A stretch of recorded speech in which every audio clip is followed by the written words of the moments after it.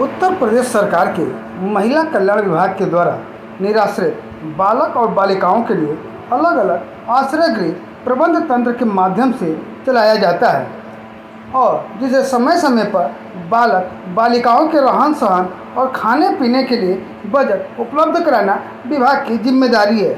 लेकिन जनपद में चलने वाले बालक आश्रय गृह के लिए पिछले कई सालों से विभाग के द्वारा बजट नहीं उपलब्ध कराया जा रहा है, जिसकी वजह से आश्रय गृह के प्रबंधक अब जुगाड़ के सहारे इन दोनों आश्रय गृह को चला रहे हैं। यहाँ तक कि अब इनके भोजन और कपड़े आदि के लिए समाज सेवियों से समय समय पर गुहार लगाते रहते हैं और समाज सेवी भी इन्हें उपलब्ध करा। ऐसी ही एक महिला समाज सेवी को यहाँ के बच्चे अपनी माँ कहकर पुकारते भी हैं। 2 3 4 5 6 7 8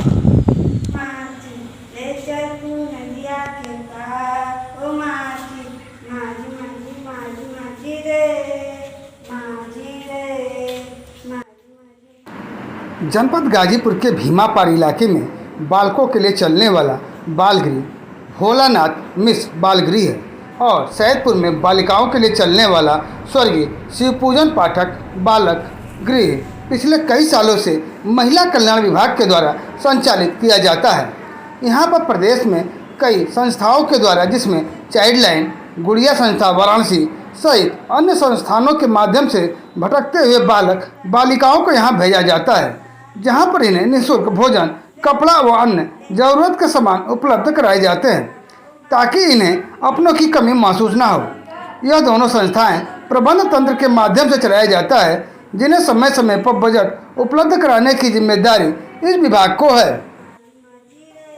लेकिन इस विभाग के द्वारा पिछले कई सालों से इन्हें बजट उपलब्ध नहीं कराया जा रहा है, जिसके वजह से इस संस्था के लोग इस बाल गृह को जीवित रखने के लिए समाज के जागरूक व अन्य लोगों से मदद लिया करते हैं ताकि इन बच्चों को भूखा ना सोना पड़े और ना ही फटे पुराने कपड़ों में रहना पड़े।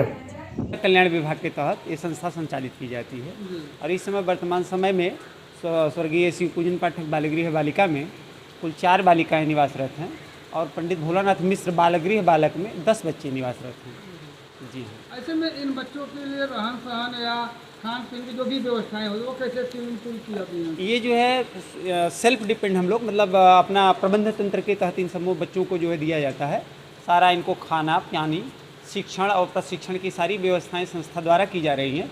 सरकार द्वारा जो है अभी इन संस्थाओं को किसी भी तरह का कोई अनुदान प्राप्त नहीं है और उसके लिए हम लोग प्रयासरत हैं और अधिकारी भी आश्वासन दे रहे हैं कि आपको जो है इस वर्ष में धनावंटन किया जाएगा। शासन के द्वारा इस संस्था, जिसमें मौजूदा समय में 10 बालक और 4 बालिका रहती हैं, इनकी संख्या हमेशा घटती बढ़ती रहती है।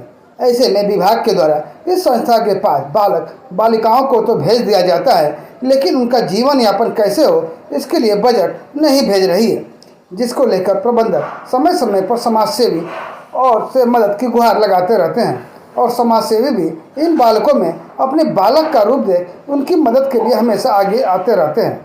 ऐसे ही एक मीरा राय है जो समय समय पर इन बच्चों के लिए भोजन, फल, मिठाई के साथ ही त्योहारों पर कपड़ा भी उपलब्ध कराती है। इस बार भी होली पर इन्हें कपड़ा देना था, लेकिन टेलर के द्वारा समय पर कपड़ा सिलकर नहीं दिया गया और उसके पश्चात लॉकडाउन लग जाने की वजह से इन्हें अब कपड़ा भी उपलब्ध कराया गया है और कपड़ा पाने के बाद इन बच्चों के चेहरे पर खुशी के पल देखने को मिले और सभी बच्चों ने अपने इस माँ को धन्यवाद भी ज्ञापित किया। यहाँ पर रहने वाला प्रत्येक बच्चा मीरा राय को माँ कहकर पुकारता है। आपका my name is Naseem. Naseem ji कहाँ के रहने वाले हैं आप? बनारस। बनारस का रहने वाले हो। गाजीपुर के इस गांव में कैसे पहुँच गए? मैं अपने दोस्त के साथ स्टेशन पर था, मेरे को गुड़िया चलाने वाले लोग पकड़ लिए। तो पकड़ने के बाद फिर यहाँ ला दिए? हाँ। तो घर जाने की इच्छा नहीं होती है? होती है। घर में आपके परिवार में कौन कौन है? मम्मी है, पापा हैं, बहन भाई हैं। तो उन लोगों के पास नहीं जाते हो आप? नहीं। क्यों? मम्मी को पता है। तो वो लोग मिलने आती हैं? नहीं। वो लोग मिलने भी नहीं आती हैं? तुम्हें याद आती है उन लोगों की? हाँ।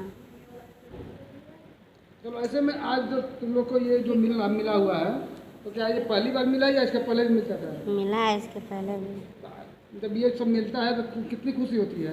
बहुत खुशी होती है, हैं? बहुत खुशी होती है। लगता है कि ईद का मतलब कपड़ा मिला है या किससे को मिला है?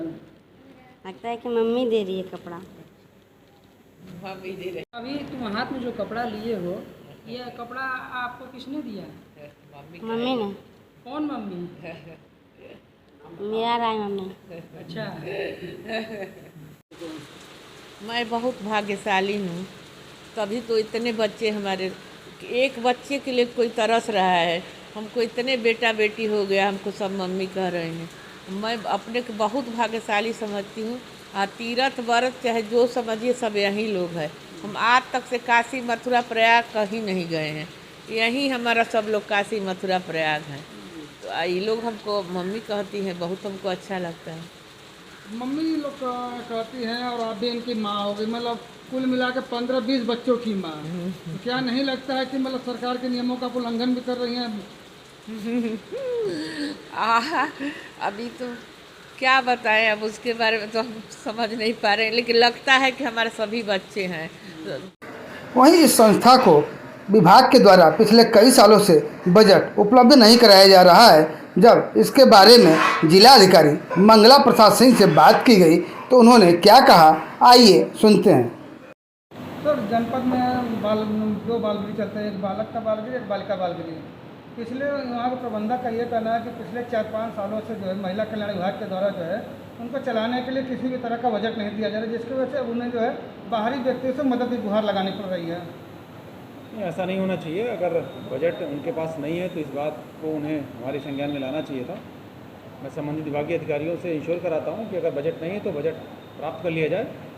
बट वित्तीय व्यवस्था के अभाव में कोई व्यवस्था हमारी ख़राब नहीं होनी चाहिए और बजट की कोई ऐसा कमी नहीं होनी चाहिए, ये संज्ञान में लाना चाहिए था। मैं पता करता हूँ कि इससे क्या बात है उनके यहाँ।